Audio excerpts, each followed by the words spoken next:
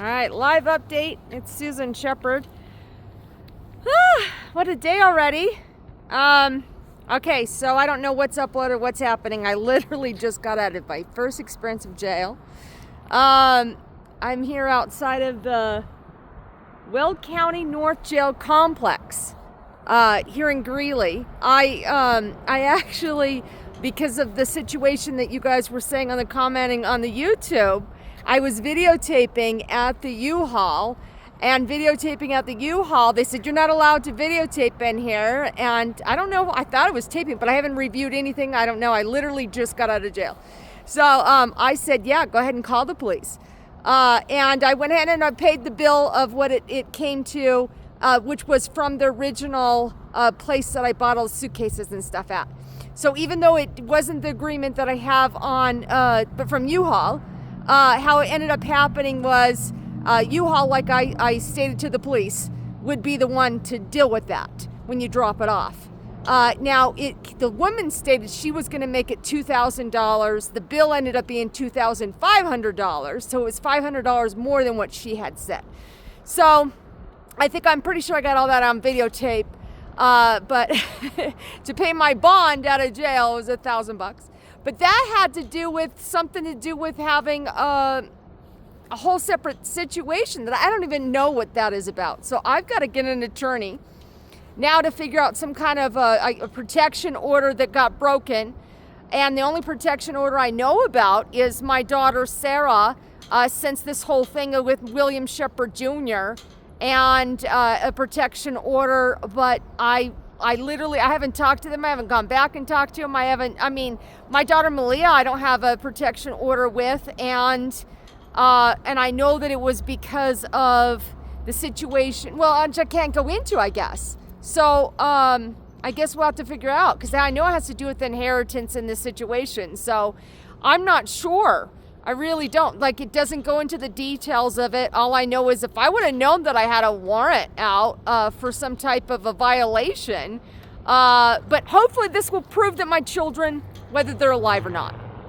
So in the end, we're getting to the bottom of the story, I'm hoping. So I have a court date December 3rd, and now we'll just investigate. I guess just find out my life story of what's really happening, since I have so many people. My ex-husband claiming he killed and wanting paid.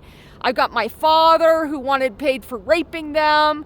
I've got my brother William Shepard Jr. claiming that he is had a funeral for them. I have Rolane Sellers, they claim, already took money for a funeral. I have past friends from the 80s, a lot of Latter-day Saints that have been taking the money for funerals for my children. So I know I'm just dealing with this identity fraud. I know that I have a problem because my Google Drive is erased. My Microsoft One is gone. Like, my entire life story of everything I've been documenting and pictures and everything are gone. So I literally have to spend my time right now documenting and figuring out what's happening with my life as this identity fraud. Now, I have a $1 million policy with LifeLock. So hopefully, once I can figure out who's doing this and get to the bottom of why and literally investigate why this is happening to me. I know I just have a target on my back because I listened to my brother forcing me to listen to him state that he wants me dead. He's always wanted me dead. Why am I not dead yet? And his family members pretending to be me, and his own daughters claiming that they've been promised my house, and the attorney for the state attorney for 10 years has been stealing my money. The fact that they claim that John Buckley is a rapist and that he somehow had access to my children. I mean, this is just all I can document is what I'm stating, I'm hearing, what they're saying. It's outrageous to know that I'm being targeted by the Latter-day Saints. And then a bunch of celebrities, and I don't know who's impersonating who, using an app, what's real. All I know is that, things keep coming back out, and it seems like some things you're like, wow, that was true. Now, of course, I don't want true is my children being dead. That would be terribly tragic, and that's what I've been attempting to avoid. So since I did go to the Greeley police, since I've been here, about the machine, I did reach out to my daughter Malia, and I asked her. She said that she is alive and to leave my brother alone. So I do think that that's where a lot of this has come down to, is knowing that his children impersonate my children, knowing that they take credit and they do head games and they play with your mind, and they're the worst gaslighters you could ever know. So, I know I'm dealing with identity fraud. I have my whole life. And Social Security was not willing to change my Social Security number because I'm worth way too much money. So in the end right now, we're going to just stand right here. I'm waiting for an Uber taking me to my Comfort Inn. So at least the good news is I'm done with the U-Haul story for now, unless something develops and we find out the truth of anything more to that. Otherwise, that's just pretty much the story on my end, is I got the bill through my app.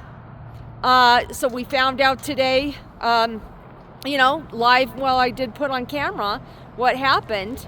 And thank goodness the police understood my points, that I'm investigating, finding out, because I could have done the Dropbox. I was, it was commenting about deciding, do I drop it off and just do it through the app? Or if I took the time to go ahead and see whether they were going to charge me money. And they did. And when I talked to the U-Haul the day prior, yesterday, they said, no, I didn't have to worry about it. They said I did not have to worry about a thing. All I have to do is drop the keys off in the box and I was done.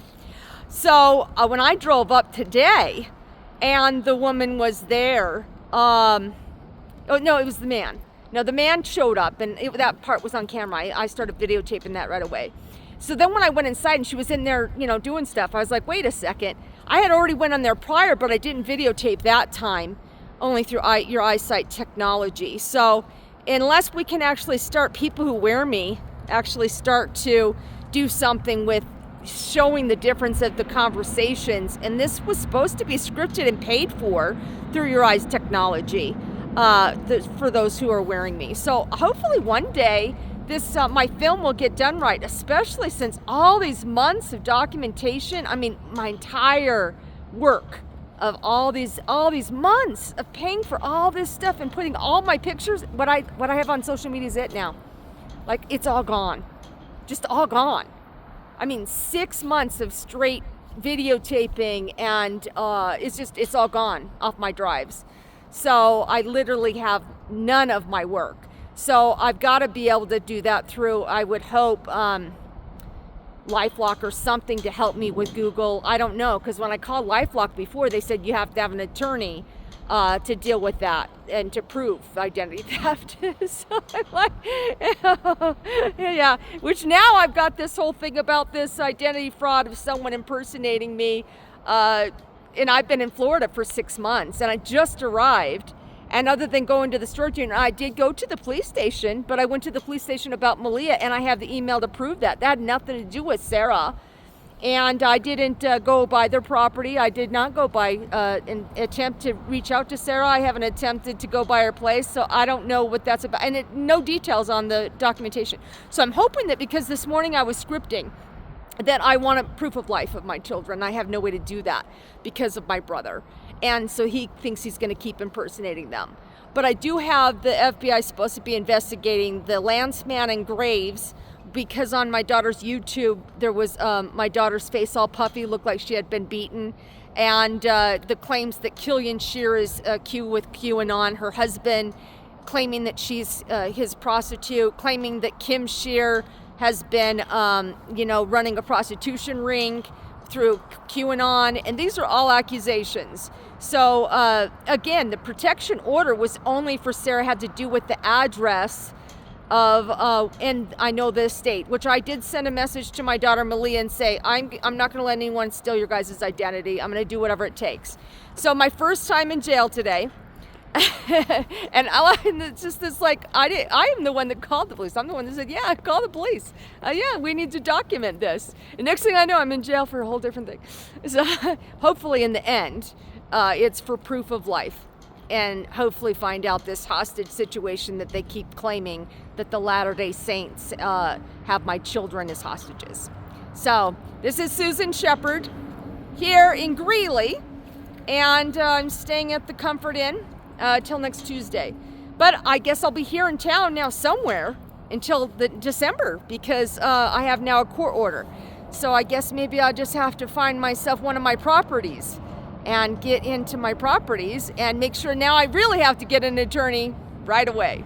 So if you're an attorney and you know anything about how to proceed with any of these things you see on my YouTube channel that I'm dealing with, because yeah, I have now a court date for December 3rd regarding a protection order violation that I have no idea about. Okay, it's Susan Shepherd.